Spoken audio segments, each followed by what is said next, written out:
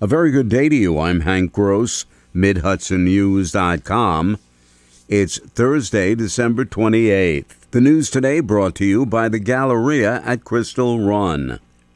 After years of pushing for a crash gate and emergency entrance onto Interstate 84 in the town of Wawayanda, the Federal Highway Administration has given its approval for one to be constructed.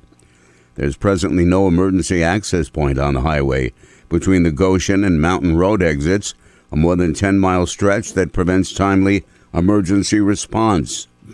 Senator James Skoufis and Assemblyman Carl Brabernick redoubled their efforts to gain the approvals for the emergency entrance since the fatal accident involving a Farmingdale school bus in which 2 adults lost their lives.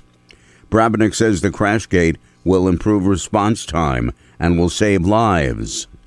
It's a huge win for the residents of the area. This is something that people have been waiting for at least 2 decades when they originally started the project. Both Senator Skoufis and myself, we worked very hard on trying to create awareness of the need for this crash gate and also emergency entrance.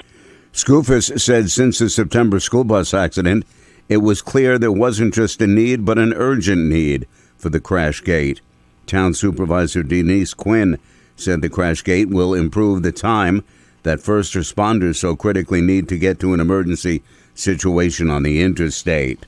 Former Congressman Sean Patrick Maloney is off to France for what he calls a new diplomatic gig in Paris. In a holiday picture postcard with his husband Randy Florek and their children, Maloney wrote about his new job. He did not respond to a text message request for information about the post. The former congressman was expected to be named by the Biden administration as the U.S. ambassador to the Organization of Economic Cooperation and Development, headquartered in Paris, France. More news right after this. Find over 100 retailers allowing you to spend hours shopping safely at the Galleria at Crystal Run. Enjoy the big brands and the diverse selection of family-owned stores all in one location. The Galleria at Crystal Run offers dining options for everyone with Fuji 110 Grill, Allen's Mediterranean Grill, and Peru Cuisine. Discover the Mid-Hudson Valley's premier shopping, dining, and entertainment destination, the Galleria at Crystal Run. For more information, follow us on Instagram, Facebook, or visit GalleriaCrystalRun.com. Before being elected mayor, Kelly Decker served on the Port Jervis City Council, and prior to that, he was a police officer in that city.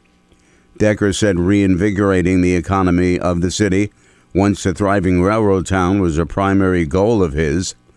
While that has happened slowly over the years, a $10 million shot in the arm from the state as a recipient of a downtown redevelopment initiative grant was just what the doctor ordered. We've gone through the process of having a local planning committee pick out the projects.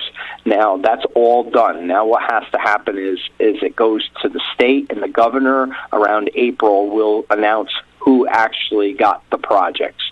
And then from there, it takes about 6 months to start contracts, and construction can start as early as late 2024, early 2025 for the projects. As mayor, Decker followed in the footsteps of his late father, Ross Decker, who also served as mayor of the city of Port Jervis. The town clerk and deputy clerk in the town of Hurley both submitted their resignations during last night's town board meeting. Town clerk Annie Reed, a former deputy clerk who was appointed after the death of Clerk Judy Mahan, said her resignation will be effective January 1st.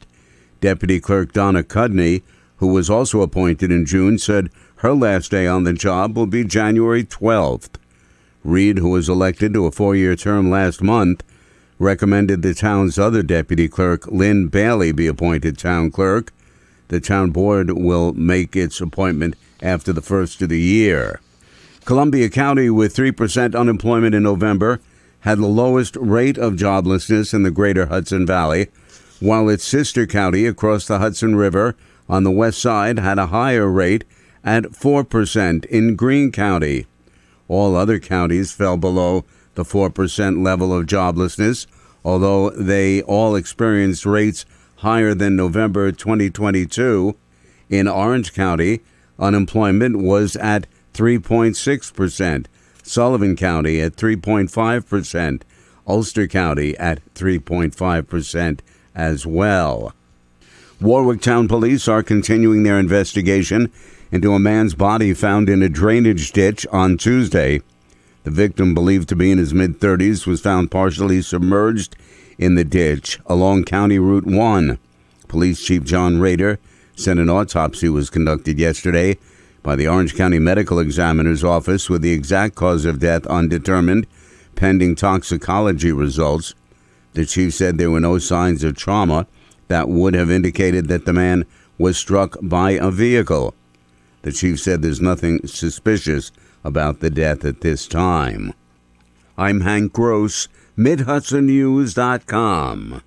The news today brought to you by the Galleria at Crystal Run.